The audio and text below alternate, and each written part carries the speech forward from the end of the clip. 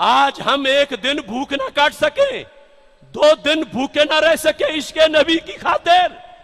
ایک گدھے نے بھی ختم نبوت کا ترانہ پڑھا ہے تو حدیث کی کتابوں میں محدثین نے حدیث حمار سے اس کی داستان کو بھی نقل کر دیا ہے، اور پھر اس پر مور لگائی ہے حدیث رسول صلی اللہ علیہ وسلم نے۔ اقبال کہتے ہیں کی محمد سے وفا تو نے تو ہم تیرے ہیں، یہ جہاں چیز ہے کیا لوح و قلم تیرے ہیں۔ کتنی لذیذ ہے یہ بات۔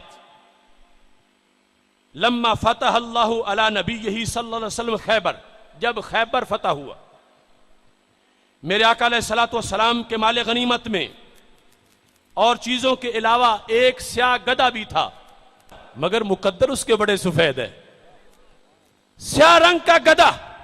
فکلم النبی صلی اللہ علیہ وسلم الحمار فکلمہ الحمار۔ دیکھیں گدھے کی قسمت، میرے نبی علیہ السلام نے اس گدھا مبارک سے گفتگو کی اور اس گدھے نے میرے نبی علیہ السلام سے گفتگو کی۔ کیا مقدر ہے اس کے، کیا نصیب۔ میرے محبوب علیہ الصلوۃ والسلام نے فرمایا مسمک، بتاؤ تمہارا نام کیا ہے؟ قال یزید بن شہاب، اس نے کہا میرا نام یزید بن شہاب ہے۔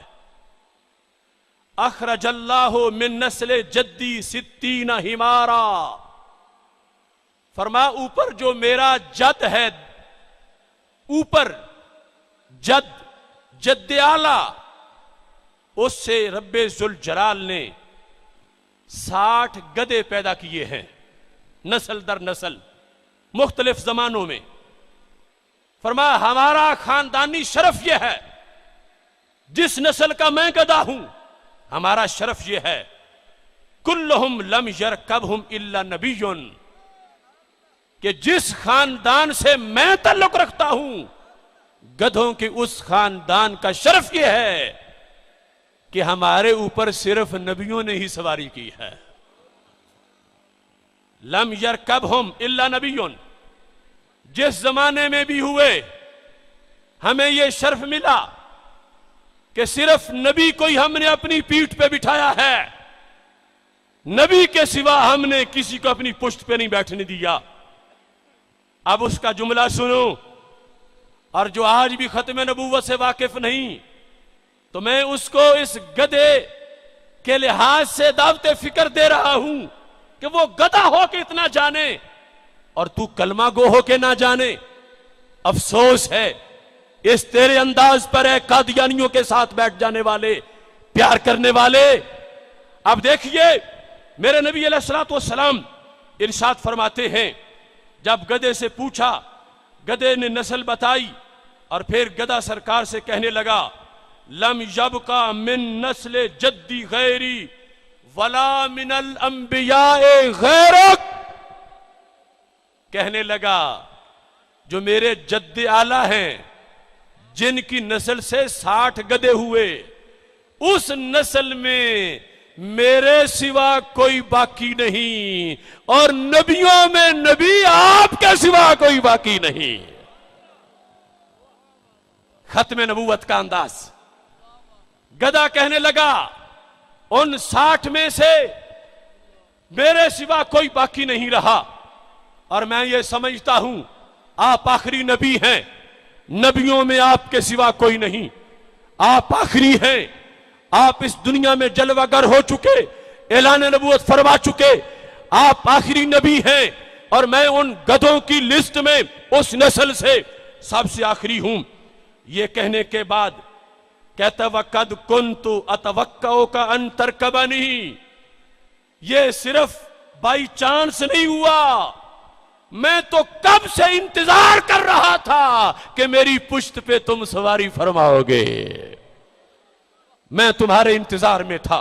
کئی سال گزر گئے، زمانہ گزر گیا، یہ کہاں نصیب میرے کہ تو آپ چل کے آتا، کوئی جذبہ محبت میرے کام آ گیا ہے، میرے دل کی دھڑکنوں میں تیرا نام آ گیا ہے، کر لو قبول آقا یہ غلام آ گیا ہے۔ وقد کنت، ماضی استمراری ہے، کنت اتوقعک، میں تو کئی سالوں سے وقت سے انتظار کر رہا تھا کہ آپ مجھ پہ سواری کریں گے۔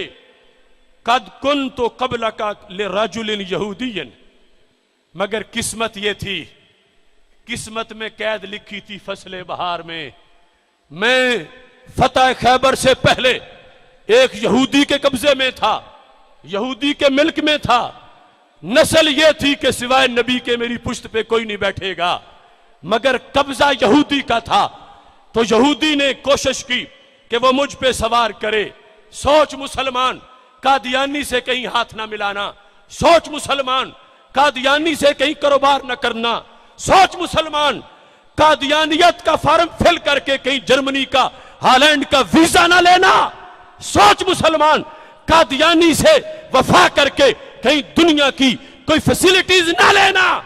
وہ گدھا کہتا ہے کہ میں یہودی کے قبضے میں تھا، تو کیا تھا؟ کہنے لگے، گدھا کہتا ہے وَكُنْتُ آسورو بھی آمادن، چونکہ میں اس کا گدھا تھا، اس کے ملک میں تھا، اس نے کئی بار کوشش کی کہ وہ مجھ پہ سوار ہو۔ کہتا ہے نبی صلی اللہ علیہ وسلم، میں نے آپ کے ادب کا خیال رکھا ہے، میں نے اس پشت پہ پلید یہودی کو کبھی بھی بیٹھنے نہیں دیا۔ آسورو بھی، جو ہی وہ مجھ پہ بیٹھنے لگتا تھا، میں اپنی پشت پلٹ کے اس کے نیچے گراتا تھا، وہ پھر بیٹھتا تھا، میں پھر گراتا تھا، وہ پھر بیٹھتا تھا، میں پھر گراتا تھا۔ کنتو آسورو بھی، میں نے اپنی پشت پلید نہیں ہونے دی، میں نے اپنی پشت پہ اس کو بیٹھنے نہیں دیا۔ وہ یہودی جب بھی مجھ پہ سواری کرتا تھا، میں فوراً پلٹ کے اس کو نیچے گرا دیتا تھا۔ تو یہ گرانا میرا، اس کی مجھے بڑی قیمت ادا کرنا پڑی، یہ مجھ پہ بڑی بالآخر بھاری ہوا۔ کس انداز میں؟ کہتے ہیں وہ گدھا کہنے لگا کان یجیع بطنی ویضرب ظہری، جب میں اس کو بیٹھنے نہیں دیتا تھا نام نبی کی خاطر، جب میں اس کو اپنے اوپر سوار نہیں ہونے دیتا تھا ختم نبوت کی خاطر، میں اس کو گراتا تھا۔ یجیع بطنی، وہ مجھے بھوکا رکھتا تھا، کھانے کو نہیں دیتا تھا، پینے کو نہیں دیتا تھا۔ وَيَضْرِبُ ظَهْرِي، مجھے ڈنڈے مارتا تھا، میں بھوکا رہا، پیاسا رہا، میں نے ڈنڈے کھائے، مگر نبی آخر الزمان میں نے تمہارے استقبال کے لیے اپنی پشت کو ہمیشہ محفوظ رکھا ہے۔ نعرہ تکبیر، نعرہ رسالت، رم کے کھڑے ہو ختم گئے نبوت۔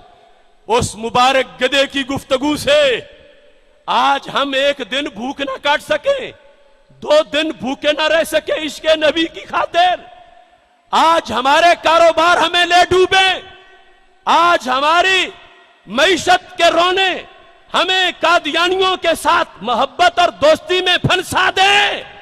وہ گدھا ہو کے کتنی مشقتیں برداشت کرتا رہا، کتنا کورس کیا، کس قدر عہد وفا کیا، کس قدر مشقت کی، اپنا پیٹ بھوکا رکھا، پشت پہ ڈنڈے کھائے، مگر ختم نبوت کا جھنڈا بلند کیا، ختم نبوت پہ پہرا دیا، ختم نبوت کی آواز بلند کی۔